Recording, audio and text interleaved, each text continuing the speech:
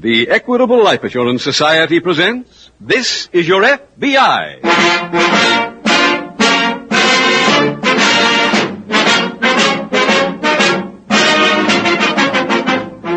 This is Your F.B.I., the official broadcast from the files of the Federal Bureau of Investigation.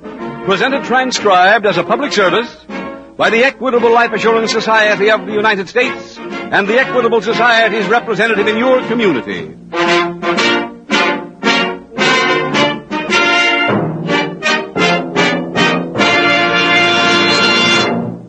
Are you one of the millions of Americans covered by Social Security?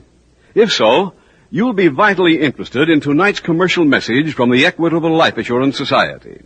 The subject is how to build Social Security into full security. Interested? Then please listen carefully in about 11 minutes to this important message from the Equitable Life Assurance Society of the United States.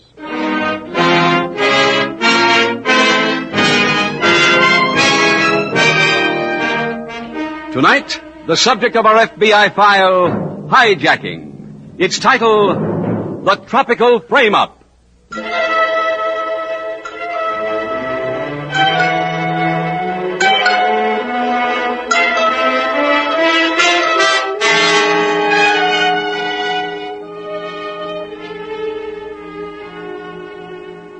Tonight's case from the files of the Federal Bureau of Investigation concerns hijackers, currently one of the most serious law enforcement problems in the nation. Crime has always increased in time of war, and the Korean conflict provides no exception to that rule. However, hijacking has had a rise out of all proportion to other crimes. Bank robbery, for example, has advanced only 2%. But since the beginning of the war in Korea, hijackings have jumped a full 33%. That increase reflects a criminal trend which, if unchecked, will greatly impair the security of the nation's home front. Inflation and war shortages have made every truckload of goods more valuable to the rightful owner, and also to our common enemy, the thief.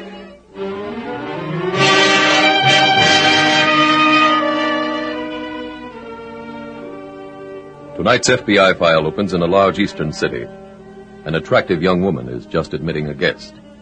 He is one Art Graham, junior partner in the firm of Ford & Graham, specialists in interstate commerce. Hijacking. Come in, Art. Thanks, Julie. Where's Pete? Inside, getting dressed. Oh? Want a drink? No, thanks, baby. Well, tonight's the night, huh? Yeah. What's the setup? Oh, pretty big job.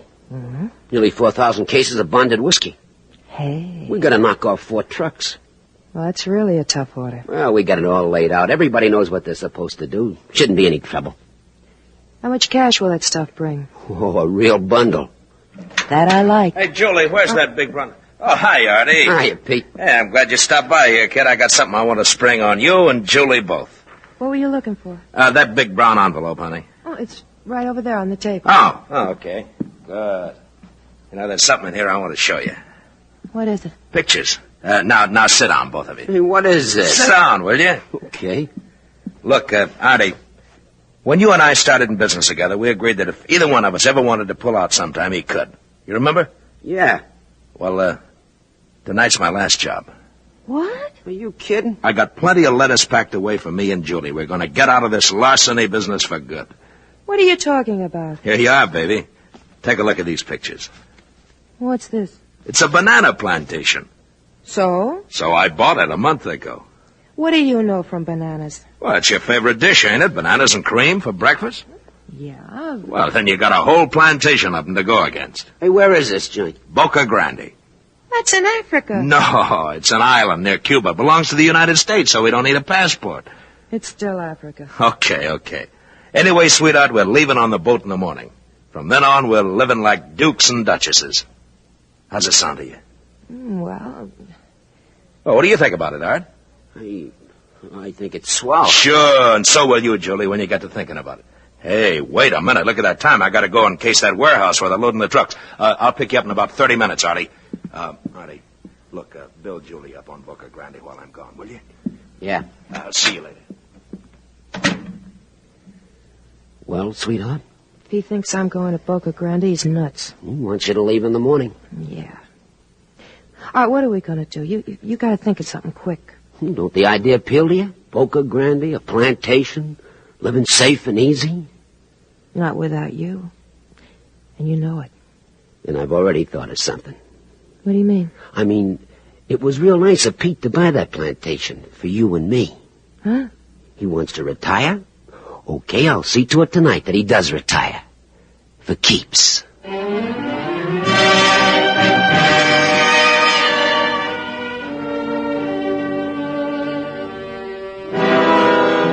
At 3 o'clock that morning, FBI Special Agent Taylor was asleep at home when the phone beside his pillow suddenly went off. Okay, I'll get up now.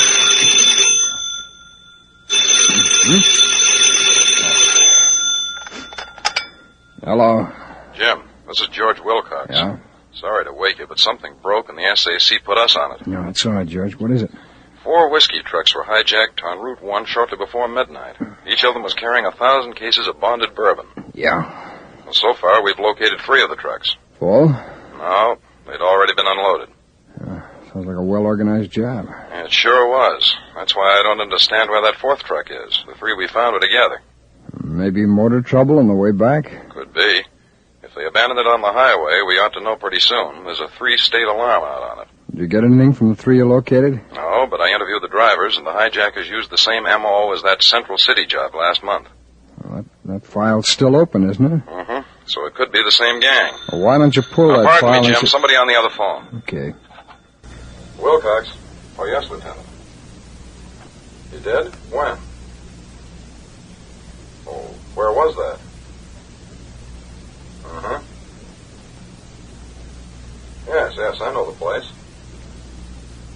Oh, any ident?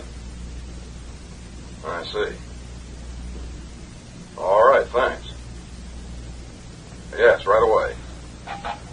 Jim. Yeah. That 4th truck has just turned up. The state police found it in a ditch near the intersection of routes 15 and 39. That one been emptied, too? So far as the whiskey is concerned, but there was a body in the cab. Looked like somebody was trapped when the truck went into the ditch and caught fire. The trooper didn't examine the body. He called in to make his report and say he's standing by. I see. Jim. Yeah? I'm stuck at the desk tonight. Can you go out there? Sure, George. As soon as I'm done, I'll head for the office.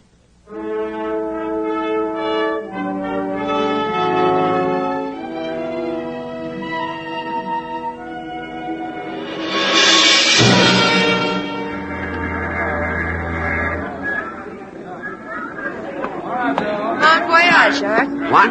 Oh, same to you, Mrs. Ford. What's with a Mrs. Ford? Lean over the rail like you're looking for somebody on the pier. It'll be better if we don't know each other.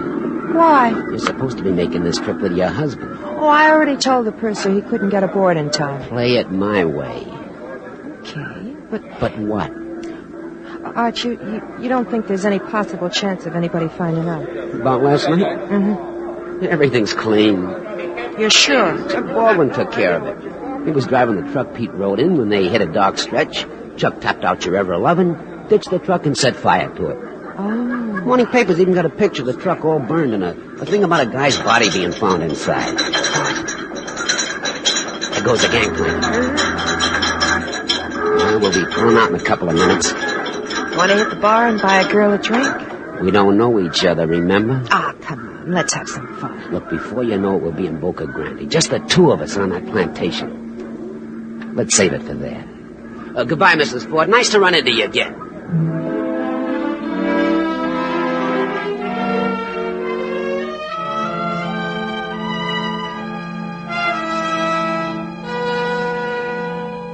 A hijacked truck runs off the road into a ditch and catches fire. The driver's body is found. It all appears to be an accident. But special agents of your F.B.I. do not accept the obvious. The ditch is gone over foot by foot. The truck is examined with painstaking care. And the following morning at the F.B.I. field office. Hi, Jim. Oh, hello, George. You been out there all night? Yeah, I just got back. We couldn't get near the truck till about an hour ago. Well, what happened? Well, the truck body was metal. Frankly, for a while there, I wasn't sure it'd ever cool off. I guess the killer figured the same thing. Killer? Oh, Yeah, George, the thing is more than a hijacking. The man we found in the truck had been murdered. He died from a blow on the head. Oh. Turned out to be somebody named Pete Ford. Pete Ford? Yeah, Ford's wallet was near the truck, and a ring the corpse was wearing had the initials PF on it. Teletype came in this morning from the resident agent of Central City. He's worked up a lead on this Ford. Oh, well, it's too bad we didn't get it earlier. Odd is being murdered now. From what we can learn, he was about to quit. Oh? Yeah, I went over to interview Ford when this teletype came in. His bags were there all packed. The doorman told me I just missed his wife. Oh, where'd she go? She and Ford had tickets to sail this morning for Boca Grande. Boca Grande, eh? Well, you think she'd go along? Well, she did. I radioed the ship and learned she was a passenger. But we've got nothing to hold her on. No, that's true. Well, here's Pete Ford's arrest record. It just came up from ident. Thanks, George. Okay, I'll cross-check every name. We'll try to round up his gang.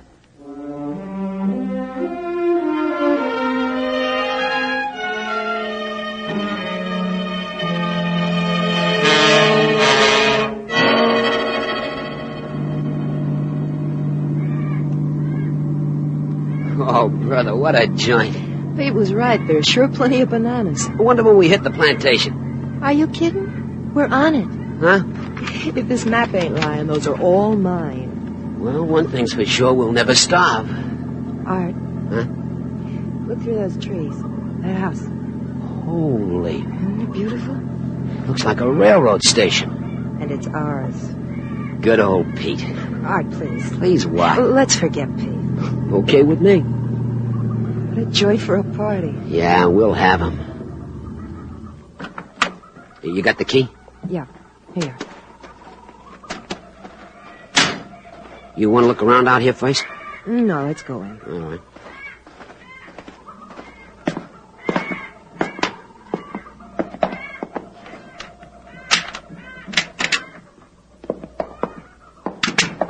Welcome. Pete! Hello, pal. It can't be. Well, it is, honey. We thought you... Well, I mean, we... Too bad it didn't work. No, Pete, put it away. It's only a gun. You're not afraid of a little gun, are you? Please, Pete, I didn't know... Out of the way, Julie. I got some unfinished business with Artie.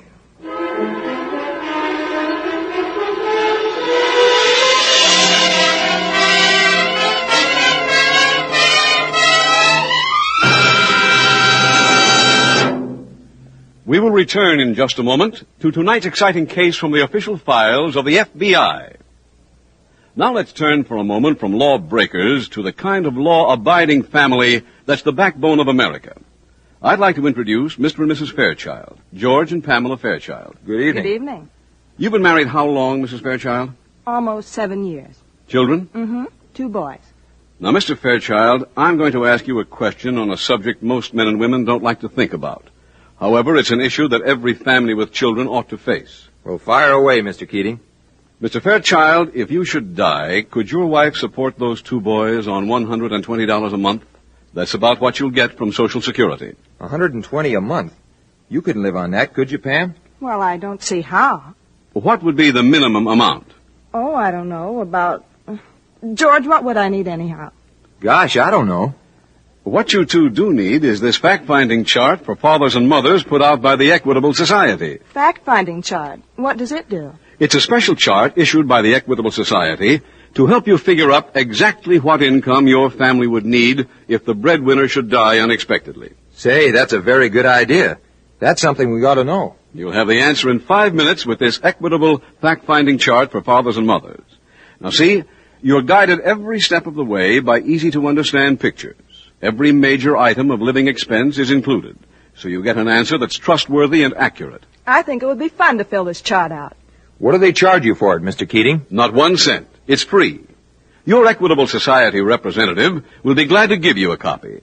And after you've filled it in, your Equitable Society man will show you how to turn Social Security into full security. With the big head start you get from Social Security, and whatever insurance you now own, only a small amount of additional insurance may be all that's required to give you that full security. So why not get in touch with your Equitable Society representative soon? Ask him for a free copy of the Equitable Society's fact-finding chart for fathers and mothers. That's EQUITABLE. The Equitable Life Assurance Society of the United States.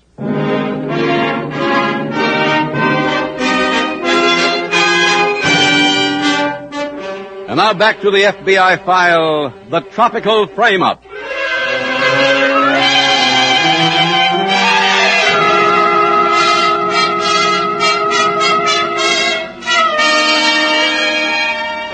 To those familiar with law enforcement, it is not surprising to find the FBI calling a special agent at 3 o'clock in the morning to set him to work on a hijacking. The men of your FBI have learned one rule for every type of crime investigation. That rule is there is no substitute for speed. Clues may disappear in a matter of minutes. The memory of witnesses may fade. The entire structure of the case is different where the criminal has a head start of only an hour instead of a day. That is why no special agent of your FBI is ever off duty. His job is never 9 to 5, but 9 to 9. 9 in the morning to 9 the following morning. For the Federal Bureau of Investigation keeps the same hours as America's army of criminals. And crime takes no holidays.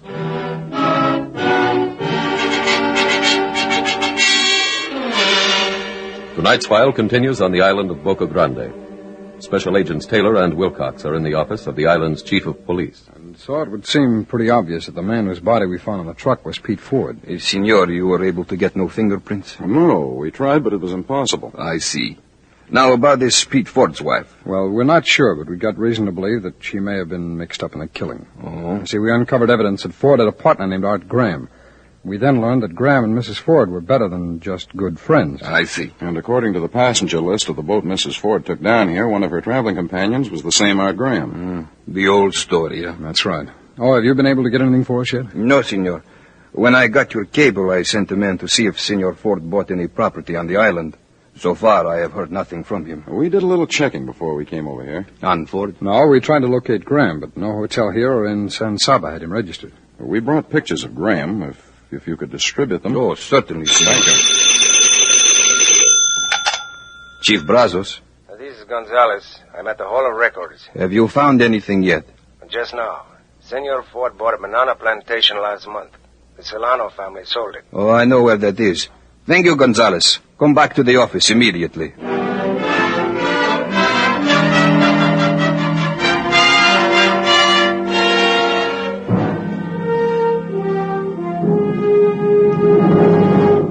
Now, look, Pete, you've got to believe me. I didn't have anything to do with it. Stop lying to me. But I tell you, I didn't... Stop lying to me, I said. But I got a right to tell my side of it. I already know it.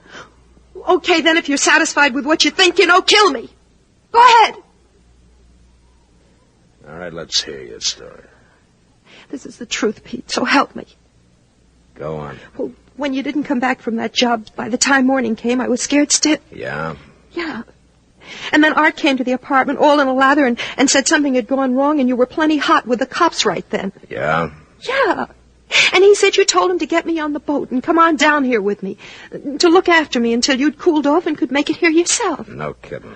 Honest, I didn't want to go off and leave you, but if you thought it was best, there wasn't anything else for me. Pete, it's the truth, every word I'm saying. Don't you believe me? Chuck Baldwin got cold feet about knocking me off, Julie, and told me the whole story. Well, I don't care what Chuck Baldwin told you. I do, because the way it turned out, you and Artie did me a big favor.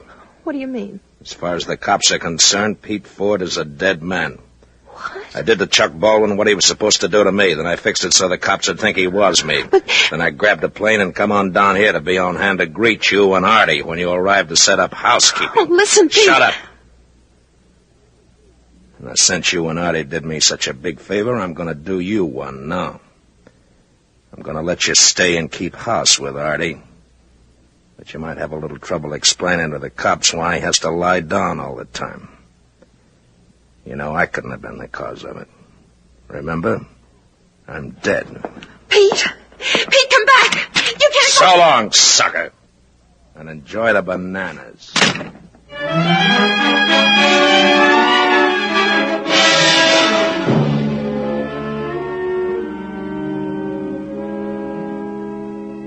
Now the long search seems almost over. The long search that started 1,500 miles from the tiny island with a hijacking. A hijacking that included a murder. Arriving at the banana plantation, Special Agents Taylor and Wilcox first examined a car standing in the driveway. There was luggage piled on the back seat. Luggage belonging to Julie Ford and Art Graham. The car contained no further evidence.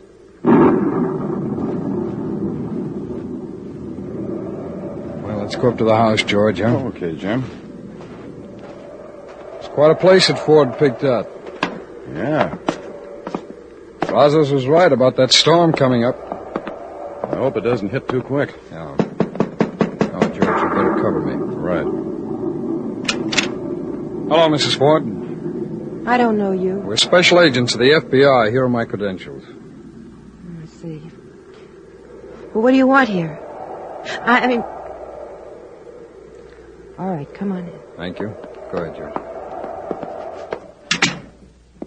Mrs. Ford, the reason we're here is... Jim, look. Art Graham. Yeah, it's him, and he's dead. But I didn't do it. Well, who did? My husband. Who? Huh? Nobody believes me. Mrs. Ford, we were led to think your husband died Monday night. But he didn't. He was in this house less than an hour ago. And he killed Art Graham. Well, where is he now? I don't know. He walked out. Maybe that's him calling. Would you answer, please? I don't want to talk to him. All right. Hello. This is Police Chief Brazos. Can I talk to Mr. Taylor or Mr. Wilcox? Oh, this is Taylor speaking. Oh, Taylor. A cable message just came from your office. Now, will you read it to me, please? See. A body in truck identified through dental records. It is Charles Baldwin, alias Chuck. Baldwin's record shows previous arrest with Pete Ford, believed member his organization. That all? Si, senor. Thanks very much. Bye. Is that him? Oh, that was the chief of police here. George, the body in the truck's been identified. It's not Ford. Well, I told you it wasn't. It's Chuck Baldwin. That's right. Well, now you've got to believe me. I couldn't know that unless Pete told it to me. Well, we believe you, Mrs. Ford. George, if Pete Ford left here almost an hour ago, he might be trying to get off the island. Let's try to stop him.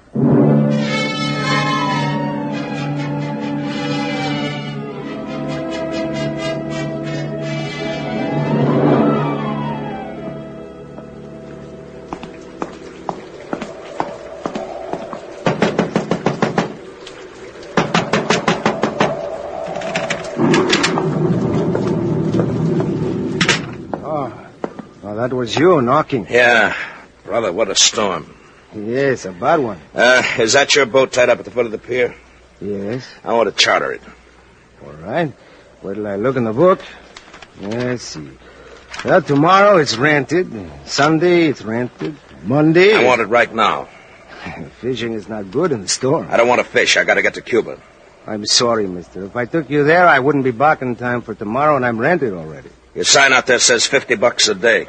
Well, that's what I charge. You bring as many people as you want. I'm alone, and I got to be in Cuba by tomorrow. I'll pay you $500 to take me.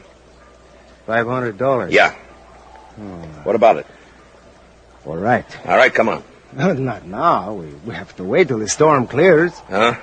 Oh, how long will that be? Well, sometimes lasts an hour, 2 hours, never more. You have your papers to get into Cuba. Huh? Yeah, they're in my pocket. Here. Please sign your name in the book. Why? It's the law. Oh. Is there anything else before we go? Yes, I must have your exit pass. My what? You don't live on Boca Grande. No. Well, when you came, the man gave you a blue card. Oh, yeah, that's right. I threw it away. And I cannot take you off the island without such a card. I just told you I threw it away. The police will give you another one. Look, can't you forget about that? I will lose my license. Okay. I'll go get one. And if the storm's over when I come back, we take off.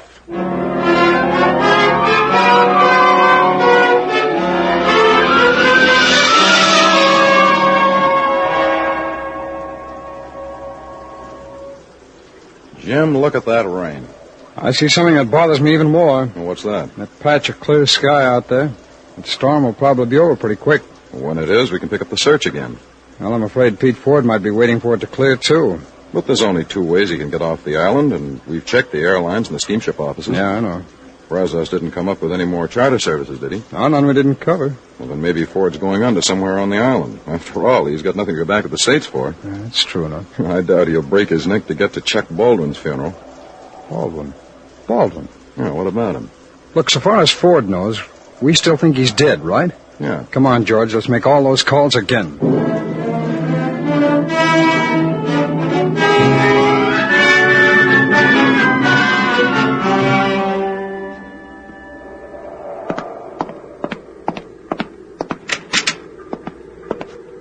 Well, the storm's over.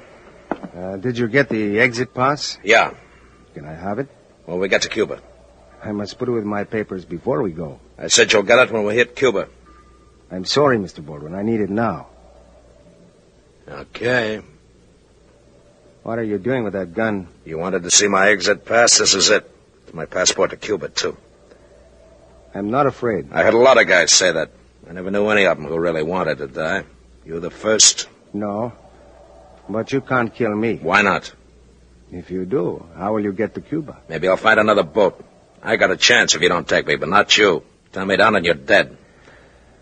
I see. This way you make yourself $500 and keep on living. All you gotta do is run me across to Cuba. Now what's it gonna be? All right. I'll take you. Smart boy. Come on. Hold it, Ford. What? I'll take that gun. Hey, what is this? An arrest. The special agents of the F.B.I., and thank you, Captain, for stalling till we got here.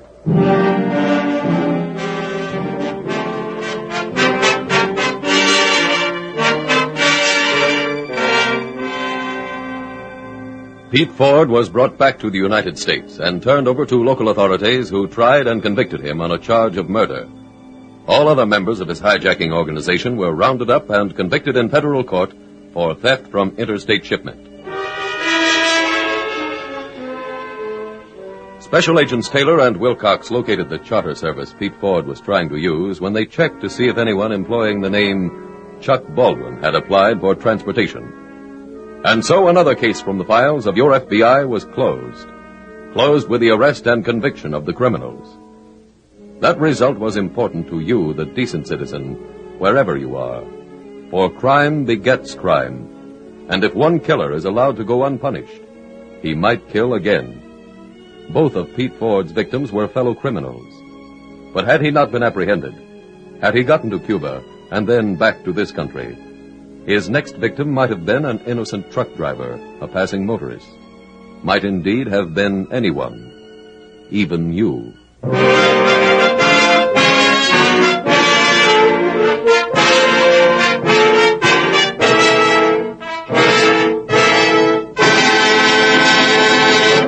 Now, just two things to remember about the Equitable's fact-finding chart for fathers and mothers.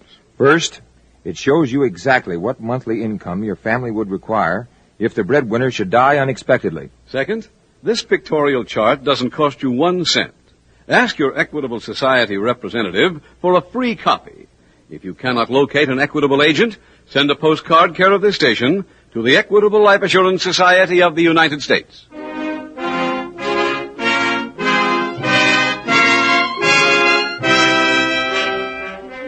Next week, we will dramatize another case from the files of the Federal Bureau of Investigation. Its subject, Manhunt. Its title, The Stranger.